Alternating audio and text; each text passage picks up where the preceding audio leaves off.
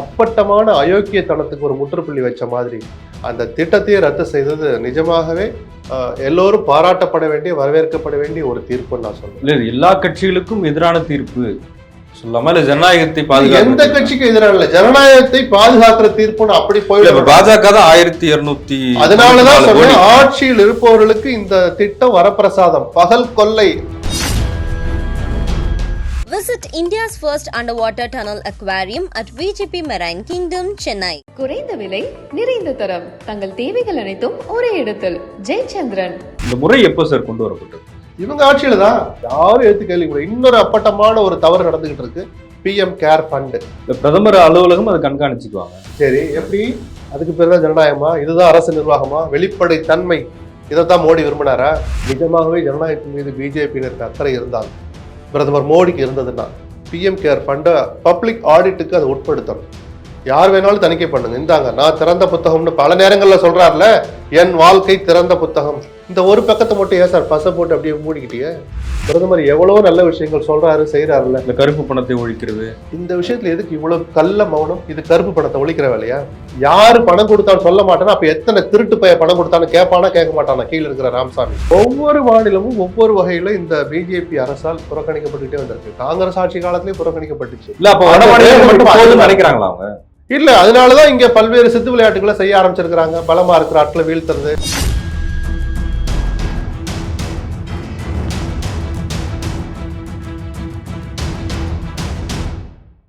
மின்னம்பலம் நேயர்களுக்கு வணக்கம். இந்த நேர்காணலில் நாம் சந்திக்க இருப்பவர் மூத்த பத்திரிகையாளர் திரு SP லட்சுமணன் அவர்கள். வணக்கம். வணக்கம். தேர்தல் பத்திர திட்டம் அதை உடனடியா நிறுத்தணும்னு உச்சநீதிமன்றம் சொல்லியிருக்காங்க. ரொம்ப அற்புதமான தீர்ப்பு இது. அப்பட்டமான அதிகார துஷ்பிரயோகம், அப்பட்டமான அதிகாரத்தை அத்துமீறி செலுத்தி பகல் கொள்ளையடிக்கிற திட்டம் இது. ஒருத்தர் ஸ்டேட் பேங்க் ஆஃப் இந்தியாவுக்கு போவார், நான் ஒரு கம்பெனி நடத்துவேன், நான் தனிநபராகவும் இருக்கலாம், நிறுவனமும் நடத்தலாம், எனக்கு 1 கோடி ரூபாய்க்கு பத்திரங்கள் கொடுங்கன்னு நான் வாங்குவேன். சரிதானா? என்னோட KYC கொடுப்பேன். நான் யாரு, என் பேன் கார்டு என்ன, என் ஆதார் என்ன, என் கம்பெனியோட பேலன்ஸ் ஷீட் என்ன, என் கம்பெனி எந்த அட்ரஸ்ல இயங்குது, கம்பெனியாக இருந்தால் அப்படி, தனிநபராக இருந்தால் என் ஆதார் என் பேன் கார்டை கொடுத்துட்டு 1 கோடிக்கு நான் பத்திரத்தை வாங்குவேன். அந்த 1 கோடி ரூபாய் பத்திரத்தை எத்தனையோ டினாமினேஷன் வச்சுப்போம், ஒரு 100 பத்திரம்னு வச்சுக்கோ. 1 லட்ச ரூபா மதிப்புள்ள 100 பத்திரம் 1 கோடி ரூபாய்க்கு நான் வாங்குறேன். நான் பிஜேபிக்கு கொடுப்பேன், பகுஜன் சமாஜுக்கு கொடுப்பேன், அதிமுகவுக்கு கொடுப்பேன், காங்கிரஸுக்கு கொடுப்பேன், இடதுசாரிக்கு கொடுப்பேன். ஆனால் இத்தனையும் கொடுத்துட்டு நான் யாருக்கு கொடுத்தேன்னு வெளியே சொல்லணும்னு அவசியம் இல்லை. அப்போ இந்த தனிநபரை நீங்க என்ன பண்றீங்க? அவனை என்கரேஜ் பண்றீங்க. ஒரு திருட்டுத்தனத்தை செய்வதற்கு இந்த அரசு வெளிப்படையாக என்கரேஜ் பண்ணுது. இல்ல இடதுசாரிகள் அதுல சார், நான் உதாரணத்துக்கு சொல்றேன் சார். நீங்க ஏன் சார் அவங்கள பாவத்தை அவங்கள போய் இதுக்கு பிடிச்சி இழுத்துட்டு அவங்கதான் எதிர்த்து வழக்கு போட்டிருக்காங்க. சொல்றேன், நான் யாருக்கும் கொடுக்கலாம், யாருக்கு கொடுத்தேன்னு நீ என்னோட ஆண்டு அறிக்கையில ஐடில கூட சொல்லணும்னு அவசியம் இல்லை. அப்போ இது வழக்கு வர்ற போது சில NGO எல்லாம் போய் வழக்கு போட்டாங்க. சமூக ஆர்வலர்கள் குதிச்சு எழுந்தாங்க. 1 வருஷத்துக்கு முன்னாடில இருந்து இந்த வழக்கு அப்படியே நடந்துகிட்டே இருக்கு. ட்ரையல்ல அப்ப ஜட்ஜு கேட்டாரு. அப்ப மத்திய அரசு ஒரு வார்த்தையை சொன்னாங்க, சார் இது யாருக்குமே தெரியாது. காங்கிரஸ் கட்சின்னு வச்சுப்போம், பிரதான எதிர்கட்சி. காங்கிரஸுக்கும் எவ்வளவு போச்சுன்னு எங்களுக்கும் தெரியாது, எங்களுக்கு எவ்வளவு போச்சுன்னு காங்கிரஸுக்கும் தெரியாது. அது ஒரு கட்சிக்கு கொடுத்து இன்னொரு கட்சிக்கு தெரியாது. அப்ப ரகசியமாவே இருக்குன்னு சொன்னப்போ ஜட்ஜி என்ன கேட்டாரு, ஆட்சி அதிகாரம் உங்ககிட்ட இருக்கு. ஸ்டேட் பேங்க் ஆஃப் இந்தியா யார் கண்ட்ரோல்ல இருக்கு? இந்திய அரசினுடைய நிதி அமைச்சகத்தின் கட்டுப்பாட்டில் இருக்கு. பாகிஸ்தானோ சைனாவோ இல்லை அதை கட்டுப்படுத்துறது. பினான்ஸ் மினிஸ்ட்ரி உங்க கையில இருக்கு. பினான்ஸ் மினிஸ்ட்ரி கீழே ஸ்டேட் பேங்க் வருது. அந்த ஸ்டேட் பேங்கோட அத்தனை அக்கௌண்ட்டும் உங்க கையில இருக்கு. ஸோ லக்ஷ்மணன் வந்தா 1 கோடிக்கு தேர்தல் பத்திரம் வாங்கினா பாத்தியா, நமக்கு 55 லட்சம் தான் கொடுத்துருக்கிறான், அங்கே போய் 45 லட்சத்தை கொடுத்துருக்கிறான் அப்படின்னு தெரிஞ்சுக்கிற உரிமை, அதிகாரம், வாய்ப்பு எல்லாம் மத்திய அரசு கிட்ட இருக்கு. யார் மத்தியில் ஆட்சியில் இருக்கிறார்களோ அவர் கையில இருக்கு. அப்ப ஜட்ஜு கேட்டார், பிஜேபிக்கு உங்களுக்கு எல்லாமே தெரியுமே, கண்ட்ரோல் உங்ககிட்ட தானே இருக்கு, அவருக்கு ஒரு துளி கூட தெரியாது, இது என்ன ஜனநாயகம்னு கேட்டார். வேற பெஞ்ச் மாறிட்டே வந்துச்சு. இதே ஆக மொத்தம் இது இந்த வழக்குக்காக அமைக்கப்பட்ட பெஞ்சில் ஒரு நீதிபதி இதை கேட்டாங்க. ஆனா எனக்கு ஒரு சின்ன பயம் இருந்துகிட்டே இருந்துச்சு. ட்ரையல்ல ஆர்குமெண்ட்ல நல்லா தான் கேள்விகள் கேட்பாங்க, பல வழக்குகள்ல தீர்ப்பு வேற மாதிரி கொடுப்பாங்க. ஆனால் இந்த தடவை இந்த ஜனநாயகத்தை காப்பாத்துற மாதிரி ஒரு அப்பட்டமான அயோக்கியத்தனத்துக்கு ஒரு முற்றுப்புள்ளி வச்ச மாதிரி அந்த திட்டத்தையே ரத்து செய்தது நிஜமாகவே எல்லோரும் பாராட்டப்பட வேண்டிய வரவேற்கப்பட வேண்டிய ஒரு தீர்ப்புன்னு நான் சொல்லுவேன். இல்ல இது எல்லா கட்சிகளுக்கும் எதிரான தீர்ப்பு சொல்லாம இல்ல ஜனநாயகத்தை எந்த பாதுகாக்க கட்சிக்கு எதிரான இல்ல, ஜனநாயகத்தை பாதுகாக்கிற தீர்ப்புன்னு அப்படி போயிடும்.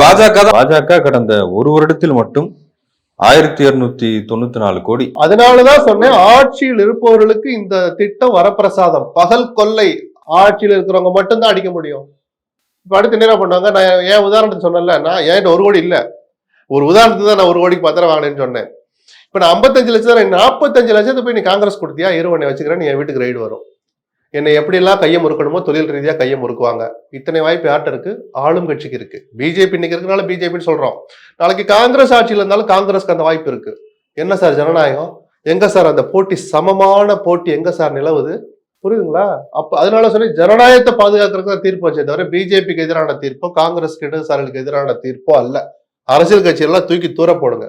ஜனநாயகத்தை வலுப்படுத்துகிற தீர்ப்பு ஒரு பகல் கொள்ளைக்கு முற்றுப்புள்ளி வைக்கப்பட்டிருக்கிறது. இன்னொரு அப்பட்டமான ஒரு தவறு நடந்துகிட்டு இருக்கு, PM கேர் ஃபண்ட். அதை கேட்டா அது ஒரு பப்ளிக் சேரிட்டபிள் ட்ரஸ்ட் தான், அது ஒரு அரசாங்கத்தினுடைய அமைப்போ ஒரு நிறுவனமோ அல்ல அப்படின்னு டெல்லி ஹைகோர்ட்ல கேஸ் வந்தபோது சொன்னாங்க. அந்த கேஸ்ல மத்திய அரசுக்கு சாதகமா, பிரதமர் அலுவலகத்துக்கு சாதகமா தான் தீர்ப்பு வந்துச்சு. அந்த விவகாரம் கூட மீண்டும் கிளறப்பட்டு அதுக்கு ஒரு முற்றுப்புள்ளி வைக்கணும். ஏன்னா PM கேர் ஃபண்ட் இங்கேயும் முதலமைச்சர் நிவாரண நிதி இருக்கு. இந்த PM கேர் ஃபண்ட் என்ன கொண்டாந்து வச்சுட்டாங்கன்னா, அதுக்கு யாரெல்லாம் பணம் தர்றாங்க வெளியே சொல்ல மாட்டோம். நாங்க அதுல இருந்து என்னவெல்லாம் செலவு பண்றோம் சொல்ல மாட்டோம். சரி சொல்ல வேணாயா, ஒரு ஆடிட்டரை போட்டு ஆடிட்டா பண்ணலாமா? ஆடிட்டுக்கு அனுமதி இல்லை. எங்கேயாவது இந்த கேலி கூத்து நடந்தது உண்டா? இல்ல பிரதமர் அலுவலகம் அதை கண்காணிச்சுக்குவாங்க. சரி, எப்படி? அதுக்கு பேர் தான் ஜனநாயகமா? இதுதான் அரசு நிர்வாகமா? வெளிப்படை தன்மை, இதைத்தான் மோடி விரும்பினாரா? எவ்வளவோ நல்ல விஷயங்கள் அவர் பேச்சளவுலையாவது இருக்குதா நம்ம காதால கேட்டிருக்கிறோம். அது நடந்துச்சா நடக்கலாங்கன்னு அப்புறம் நம்மளெல்லாம் கொஞ்சம் குளிர்விக்கிற மாதிரி, நம்மளை கொஞ்சம் அல்லது எதிர்கட்சி விமர்சிக்கிற மாதிரி, மக்களை ஏமாற்றுற மாதிரி கூட பிரதமர் எவ்வளவோ நல்ல விஷயங்கள் சொல்றாரு, செய்யறாருல்ல. இல்ல கருப்பு பணத்தை ஒழிக்கிறது. இந்த விஷயத்துல எதுக்கு இவ்வளவு கள்ள மௌனம்? இது கருப்பு பணத்தை ஒழிக்கிற வேலையா? யாரு பணம் கொடுத்தான்னு சொல்ல மாட்டேன்னா அப்ப எத்தனை திருட்டு பைய பணம் கொடுத்தான்னு கேட்பானா கேட்க மாட்டானா? கீழே இருக்கிற ராமசாமி கேட்பான்ல. ஏன்னா அவனுக்கு பணத்தை அனுப்பிச்சிருவான், அவனை நீ பெயில விட்டுருவ. அவன் உனக்கு பணத்தை அனுப்பிச்சிருவான், நீ அவனை கைது பண்ண மாட்டேன். இவன் உனக்கு இத்தனை கோடியை கொடுப்பான், நீ அவன் கம்பெனியில பண்ற தப்ப நீ கண்டுக்க மாட்டேன். இதுக்கு வாய்ப்பு இருக்கா இல்லையா? அப்படி யாரு கொடுத்தா? அதானி கொடுக்குறாருன்னு தெரிஞ்சா அதானிக்கு எதனால இத்தனை சலுகைகள்? பிரதமர் எந்த நாட்டுக்கு போகிறாரோ அந்த நாட்டுல பின்னாடி அதானி போய் ஒரு ஒப்பந்தம் போட்டு வராரு, எப்படி? கேள்வி வரும்ல. அப்போ நிஜமாவே தவறு நடக்கிறதா நம்ம சொல்லல. இப்படி நினைக்கிறதுக்கு வழிவகுக்கிற அளவுக்கு பிரதமருடைய கள்ள மௌனம். நீதிமன்றம் அதை ஏத்துக்குச்சு, டெல்லி உயர் நீதிமன்றம். அது மீண்டும் அது வழக்காக மாறி இதே போன்ற ஒரு தீர்ப்பு அந்த விஷயத்துக்கு வரணும். ஏன்னா இன்னைக்கு பிரதமர் நேர்மையா இருக்கிறார், நான் நம்புறேன். பிரதமர் மோடி பைசா கூட எடுக்க மாட்டார். அவருக்குன்னு குடும்பம் இல்லை, குட்டி இல்லை, ஒண்ணும் இல்லை. அவர் ஊழல் பண்ணல, நான் நம்புறேன். நாளைக்கு வர்ற பிரதமர் இவரை மாதிரி யோகியரா இருப்பாங்களா? இவரை மாதிரி நேர்மையா இருப்பாங்க? எதை வச்சு நம்புறார் மோடி? சொல்லுங்க. இதே பிஜேபியில மோடி மாதிரி இன்னொருத்தர் இருப்பாரா? நான் மோடி நல்லவரா 100% நம்பி இந்த வாதத்தை வைக்கிறேன். நீங்க இருக்கிறீங்க, பண்ணிட்டு போயிடுறீங்க. நாளைக்கு உங்களை மாதிரி நல்லவர் ஒருத்தர் இருப்பான்னு எப்படி சார் நம்புறீங்க? சரி, நல்லவராகவே இருக்கட்டும், இந்த பணத்தை யாரும் எட்டி பார்க்க கூடாதுங்கிறது என்ன சார் நியாயம்? ஒரு பொதுவான பதவியில இருந்துக்கிட்டு, அரசியலமைப்பு சட்டப்படி உயர்ந்த பதவியில மக்களால் தேர்ந்தெடுக்கப்பட்டு ஒரு பதவியில அமர்ந்துக்கிட்டு, என் கண்ட்ரோல்ல ஒரு நிதி இருக்கும், அந்த நிதியை யாரும் கேட்கக்கூடாதுன்னு சொல்றது எந்த வகையில ஏத்துக்க முடியும்?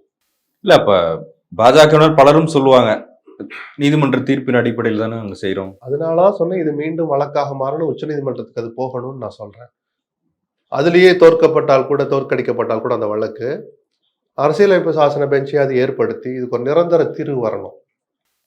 நிஜமாகவே ஜனநாயகத்தின் மீது பிஜேபியினருக்கு அக்கறை இருந்தால், பிரதமர் மோடிக்கு இருந்ததுன்னா, PM கேர் ஃபண்டை பப்ளிக் ஆடிட்டுக்கு அதை உட்படுத்தணும்.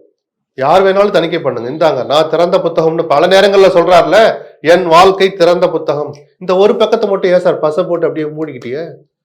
நம்ம போய் பிடிச்சாலும் பிடிச்சு கிழிக்கவும் முடியல, திறக்கவும் முடியல. அந்த பக்கம் இருக்கானோட எட்டி பார்க்க கூடாதுங்கிறாங்க. அதுல பக்க நம்பரே இல்லை.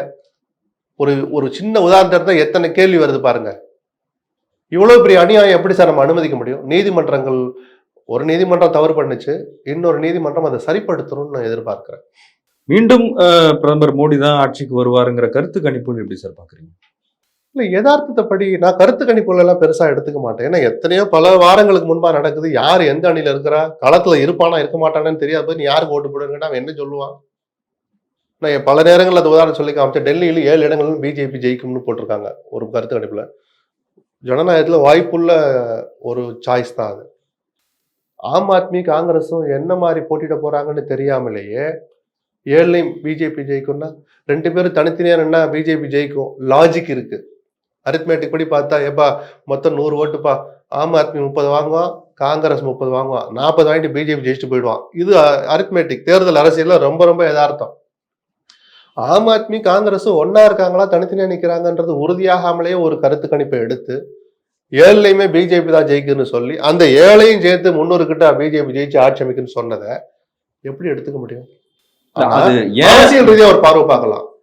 அந்த வலுவான பிஜேபியை மக்கள் விரோத மதவாத பிஜேபியை வீழ்த்த வேண்டும் என்கிற ஒரு பொதுவான கருத்தின் அடிப்படையில் நாங்கள்லாம் ஒன்று சேர்ந்திருக்கிறோம்னு சொல்லி நிதிஷ்குமார் போட்ட விதையில உருவான இந்தியா கூட்டணி அந்த உருவாக்குனாலே வெளியே போயிட்டு அந்த அணிக்கு ஒரு தன்னம்பிக்கை அளிக்கிற சூழல் எழுந்துச்சு 5 மாநில தேர்தலில். அது போதுமான வெற்றி கிடைக்காதனால அது ஒரு பின்னடைவு. இந்த பின்னடைவெல்லாம் வச்சு பார்த்தா அதுக்கப்புறம் மம்தா ஏன் கிட்டே வரக்கூடாது, நான் ஒரு சீட்டு கூட தர மாட்டேன்னு சொல்றது, ஆம் ஆத்மி ஒரு தகராறு பண்றது, அகிலேஷ் யாதவ் ஏதோ கொஞ்சம் பெரிய மனசு பண்ணி சரிந்தாங்க ஒரு 7-10 வாங்கிக்கங்கன்னு சொல்றது, இதையெல்லாம் வச்சு பார்த்தா அப்போ அந்த அணி பலவீனப்பட்டு போயிருக்கு, சில பின்னடைவுகளை சந்திச்சிருக்குங்கிற யதார்த்தங்களை புரிஞ்சுக்கிட்டு பார்த்தோம்னா அப்ப பிஜேபி தானே ஆட்சிக்கு வர முடியும். ஒரு வலுவான இல்ல அது இந்தியா டுடே கருத்து கணிப்புல அதுக்கு மோடி ஏன் ஆதரிக்கிறாங்க அப்படிங்கிற காரணிகள் வந்து ராமர் கோயில் கட்டினது, 370 ரத்து பண்ணது, இந்த மாதிரியான விஷயம் இல்ல. ஒரு கட்சிக்கு ஓட்டு போடுறதுக்கு காரணமே இருக்கணும்னு அவசியம் இல்லை. கொள்கை பிடிச்சிருக்கலாம், தனிநபர் பிடிச்சிருக்கலாம். இப்போ ராமர் கோயில கொண்டு வந்த கட்டினாருன்னு சொல்லி ஒருத்தன் போடுறாருன்னா அவனுக்கு கோபத்தை ஏற்படுத்துற இன்னொரு காரியத்தை இதே பிஜேபி செஞ்சிருக்கலாம். ஆக மொத்தம் உணர்வு என்ன, பிஜேபிக்கு ஓட்டு போடணும், அவ்வளவுதான். போடுறவன் போட்டுக்கிட்டு தான் இருப்பான். ராமர் கோயிலுக்காக போடுறான்னா இந்த நாடு இன்னும் திருந்த வேண்டியது நிறைய இருக்குன்னு அர்த்தம். பிஜேபிக்கு தாராளமா போடலாம். ராமர் கோயிலுக்காக ஏன் போடணும், இந்த நாட்டுக்காக எவ்வளவு நல்லது செஞ்சாங்கன்னு போடணும் சார். ஒரு பொலிட்டிக்கல் மெசேஜ் அவங்களுக்கு. அதனாலதானே அவங்க அதை பொலிட்டிசைஸ் பண்ணாங்க. அதனாலதானே வேற யாரையும் வர விடாம அத்வானிக்கு போய் நோட்டீஸ் கொடுங்க, வர வேணாம்னு சொல்லிருங்க, ஜனாதிபதிக்கு போய் கொடுங்க, தயவு செய்து வந்துட வேணாம்னு சொல்லுங்க. பாரத ரத்னா கொடுத்துருக்காங்கல்ல சார், அதெல்லாம் ரைட்டு சார். அந்த நிகழ்வை மோடி தன்னை முன்னிலைப்படுத்துறதுக்கு எப்படி பயன்படுத்திக்கிட்டாருன்னு நான் சொல்றேன். அவருக்கு தகுதி இல்லைன்னு நான் சொல்லல. அத்வானியோடவா மோடிக்கு தகுதி வந்துருச்சு ராமர் கோயில் விஷயத்துல? சொல்லுங்க. அதையெல்லாம் வச்சு பார்த்த போது அந்த அளவுக்கு அதை அரசியல் மயப்படுத்தி அதை ஒரு ஆதாயமாக வச்சு தேர்தலில் நம்ம ஒரு பெரும் அறுவடையை செஞ்சிடலான்னு பிஜேபி கணக்கு போடுது. ஆனால் அது மட்டுமே பார்த்து ஓட்டு போட்டா இன்னும் ஜனங்க திருந்த வேண்டியிருக்குன்னு நான் நினைப்பேன். இப்ப அப்படி ஒரு சூழல் அமைஞ்சா தமிழ்நாட்டில் மட்டும் அது பாஜக வந்து இல்ல, குறிப்பா தென் மாநிலங்கள்ல பாஜக வெற்றியடைய முடியாத சூழல் இருக்கு இல்லையா? இப்ப அதை நம்ம எப்படி, ஏற்கனவே தென் மாநிலங்கள் வஞ்சிக்கப்படுது, நிதி அதுதான் காரணம். ஒவ்வொரு மாநிலமும் ஒவ்வொரு வகையில இந்த பிஜேபி அரசால் புறக்கணிக்கப்பட்டுட்டே வந்திருக்கு. காங்கிரஸ் ஆட்சி காலத்திலேயே புறக்கணிக்கப்பட்டுச்சு. இல்ல அப்ப நினைக்கிறாங்களா அவங்க? இல்ல, அதனாலதான் இங்க பல்வேறு சித்து விளையாட்டுகளை செய்ய ஆரம்பிச்சிருக்கிறாங்க. பலமா இருக்கிற ஆட்களை வீழ்த்துறது, ஜெகன்மோகன் ரெட்டியுடைய வழக்க உயிரோட்டமாவே வச்சிருக்கிறது. அவரும் போய் பாக்குறார், சந்திரபாபு நாயுடும் போய் பாக்குறார். எப்படி வேணாலும் அந்த குதிரைகளை காய்களை ஆட்டி விற்கலாம், இங்க சில சேஷ்டைகள் செய்யலாம். கவர்னர் வச்சு ஒரு டார்ச்சரை பண்ணிக்கிட்டு இருக்கிறாங்க. அதிமுக என்ன கதி ஆக்க போறாங்க தெரியாது. அதே தான் ஒரு மாநிலத்திலையும் எதிரிகளை பலவீனப்படுத்த, வலுவாக இருக்கிற நபர்களை பலவீனப்படுத்த, சில வீரியமான பிரச்சனைகளை நீர்த்து போக செய்கிற வேலைகளை பிஜேபி செஞ்சுக்கிட்டு தான் இருக்கும். இங்க வேற வழி இல்லை அவங்களுக்கு. என்ன பண்ணியும் கால் ஒன்ற முடியல. ஆனா இதெல்லாம் செய்யறதுக்கு பதிலாக அவங்க சில நல்லதை பண்ணாலே ஆட்டோமேட்டிக்கா இங்க அந்த கட்சி வளரும், நிஜமா வளரும். சும்மா பிரஸ் மீட்ல வளர்றது இல்லை. நாங்க வளர்ந்துட்டோம், டபுள் டிஜிட்னா திருப்பி அதான் சொல்லுவேன், எழுதி பேக்கெட்ல வச்சுக்குவீங்களா இல்ல பின் பண்ணி குத்திக்குவீங்களா? ப்ராக்டிக்கலா வாங்கி காட்டணும் சார். இப்ப அந்த கருத்து கணிப்புல ஏதோ சொன்னாங்களா 20% வருது, அதிமுகவை பின்னாலே தள்ளிட்டு. அதுக்கு வாய்ப்பு இருக்கு. பிஜேபி அணி வாங்குறதுக்கு வாய்ப்பு இருக்கு. ஏன்னா 17% ஏற்கனவே வாங்கின அணி அது. அப்போ பாமக தேமுதிக எல்லாம் ஒன்னா இருந்தாங்க. இப்பயும் அதே கட்சியில சேர்த்துக்கிட்டு தினகரன், ஓபிஎஸ், சசிகலா மாதிரி எங்கெங்கெல்லாம் வாய்ப்பு இருக்கோ எல்லாரையும் சேர்த்துக்கிட்டாங்கன்னா டபுள் டிஜிட் அவங்க வர வாய்ப்பு இருக்கு. பிஜேபி அணி அப்படிங்கிற அந்த வார்த்தையை சொல்ல மறந்துட்டு அல்லது திட்டமிட்டு மறைச்சிட்டு பிஜேபி 2 இலக்கங்கள் வாங்கும், 20% வாங்கும், அதிமுகவை பிஜேபி பின்னால் தள்ளு தனி கட்சியை சொல்றாங்க. அது மோசடி, சரிதானா? அந்த அணி வாங்கும், அதை நான் மறுக்கலையே, வாங்க வாய்ப்பு இருக்குல்ல. 2014 விஜயகாந்த், வைகோ எல்லாரும் சேர்ந்து 17% வாங்கி காமிச்சாங்கல்ல. அப்ப அதுல கூட பிஜேபியோட பெர்சன்டேஜ் எவ்வளவு சொல்ல முடியுமா? அதை கண்டுபிடிக்கிறதுக்கெல்லாம் ஃபார்முலா வரல சார். யாராவது ஒருத்தர் பிச்சுக்கிட்டு அவங்கவுங்க சொல்லிக்கலாம். அந்த 17ல ஏன் 9 இருக்கு, 9.5 என்னது இருக்கும்பா, ரெண்டையும் கூட்டி பார்த்தா இப்ப கூட்டினாலே 18 வருதேடா அப்படின்னு நம்ம நக்கல் பண்ணலாமே தவிர அதுக்கு எந்த ஃபார்முலாவும் வரல.